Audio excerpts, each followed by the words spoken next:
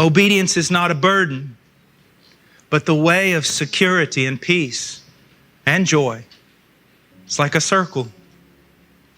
Why is obedience, why does it bring joy? Now listen to me, young people especially. Why does obedience come from joy and bring joy?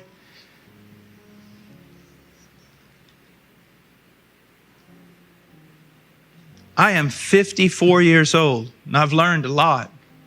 But if there's one thing I've learned, it's that the judgment of men is not to be trusted.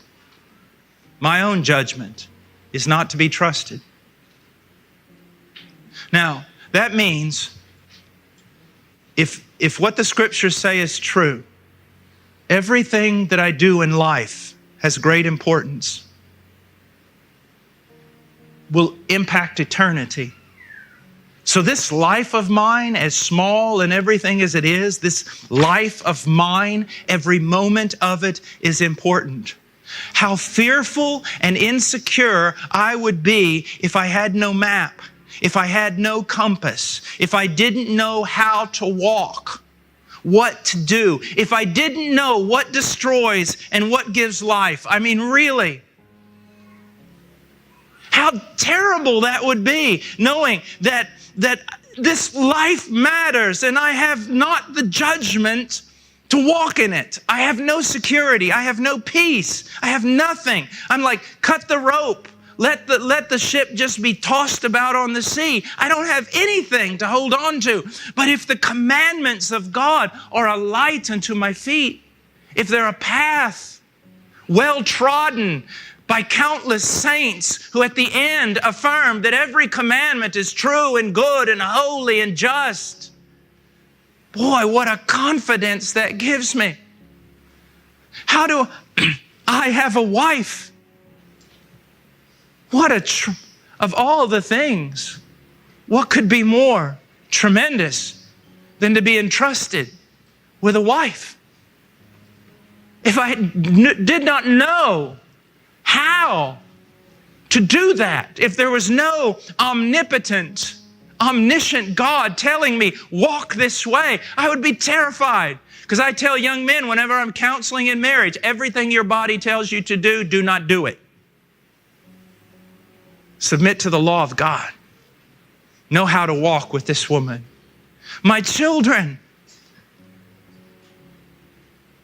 my own life, everything. The way I work, everything. I wouldn't know what to do. I can't trust me. I'm most certainly not going to trust you. I need something greater and higher. I'm not wandering aimlessly, but there's purpose. Conclusion. What is the source of this knowledge and this faith that leads to joy and energizes obedience? What's the source of it? Now, if you're expecting something magical here, you're not going to find it. Number one, renewing our mind in the Word. The Word is the only source of this true knowledge. But getting into the Word, not like just a roadmap to life, or principles upon which you can build some security. Getting in the Word with the primary endeavor to know who God is, know what God has decreed, know what God has done and what He will do with you. Also, cultivating our relationship with God and drawing strength through prayer. All the Bible study in the world without prayer is not going to be that helpful. Sorry.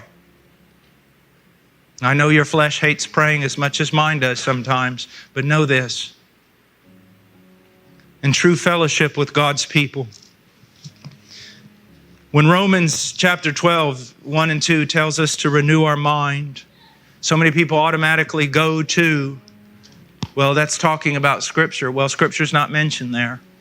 I believe that renewing your mind is done primarily through the Scriptures, but it's renewing your mind through prayer. It's renewing your mind through conversation, godly fellowship, true worship and music and everything around us. Why we should be very careful about our environment, our atmosphere. But please, saints, please, I'm begging you, look, don't live this life. Don't continue on. If I could give you anything, if I could pray one thing for you, I mean, above everything else, if you're truly a child of God, if I could give you one gift, it would be that you would comprehend something of His love for you. It'd be that.